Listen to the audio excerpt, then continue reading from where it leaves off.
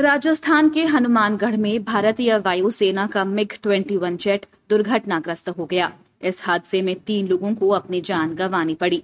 सेना का हेलीकॉप्टर बचाव के लिए मौके पर पहुंच गया है। बताया जा रहा है कि MiG-21 विमान ने सूरतगढ़ से उड़ान भरी थी।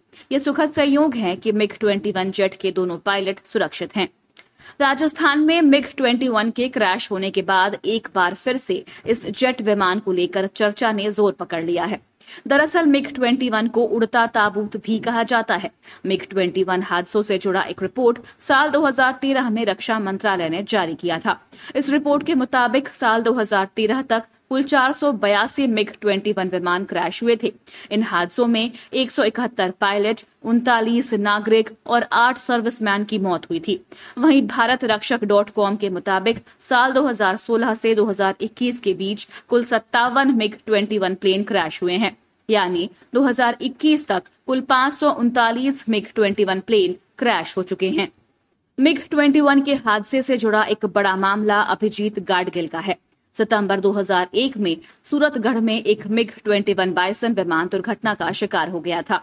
इस हादसे में फ्लाइट लेफ्टिनेंट अभिजीत गाडगिल की मौत हो गई थी। इस हादसे के बाद एयरफोर्स ने अभिजीत गाडगिल को ही इस हादसे का जिम्मेदार ठहरा दिया। एयरफोर्स ने अभिजीत गाडगिल के माता पिता को एक चिट्ठी भेजी थी। इस चिट्ठी में कहा गया कि अभिजीत के स्पेशियल डिसओरिएंटेशन की वजह से प्लेन क्रैश हुआ था। स्पेशियल डिसओरिएंटेशन का मतलब स्थानिक भटकाव होता है। इस लिहाज से MiG-21 हादसे की जिम्मेदारी शहीद हुए अभिजीत गाडगिल के सिर पर ही थोप दी गई। अभिजीत गाडगिल के साथ हुई इस नाइंसाफी के खिलाफ उनकी मां कविता गाडगिल ने लंबी लड़ाई लड़ी।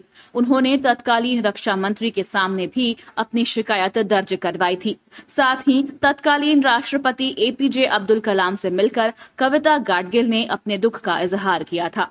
बाद में दबाव बढ़ता देख इंडियन एयरफोर्स ने अपनी गलती स्वीकार की थी और ये माना था कि तकनीकी खराबी की वजह से अभिजीत गाडगिल का MiG-21 जेट विमान क्रैश हुआ था। अभी तक 171 से ज्यादा पायलट इस उड़ते ताबूत की वजह से अपनी जान गंवा चुके हैं।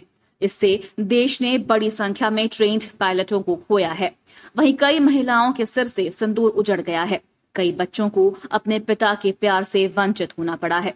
60 के दशक में पूरी दुनिया में MiG-21 प्लेन का जलवा था, लेकिन 40 साल से ज्यादा पुरानी ये जेट प्लेन अब उड़ने के काबिल नहीं रही है।